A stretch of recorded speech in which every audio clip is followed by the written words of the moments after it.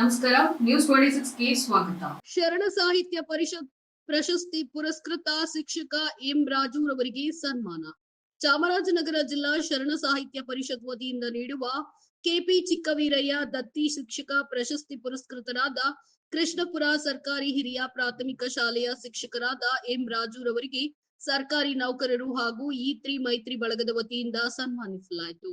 ನಂತರ ಸಿಆರ್ಪಿ ರೇಚಣ್ಣ ಮಾತನಾಡಿ, ಶರಣ ಸಾಹಿತ್ಯ ಪರಿಷತ್ ವತಿಯಿಂದ ಶಿಕ್ಷಕರಾದ ದಿವಂಗತ ಕೆಪಿ ಚಿಕ್ಕವೀರಯ್ಯ ಅವರ ಸ್ಮರಣಾರ್ಥ ಗ್ರಾಮೀಣ ಪ್ರದೇಶದ ಮಕ್ಕಳಿಗೆ ಶೈಕ್ಷಣಿಕ ಅಭಿವೃದ್ಧಿಗಾಗಿ ಶ್ರಮಿಸಿದ ಶಿಕ್ಷಕರಿಗೆ ದತ್ತಿ ಪ್ರಶಸ್ತಿಯನ್ನ ನೀಡಲಾಗುತ್ತೆ.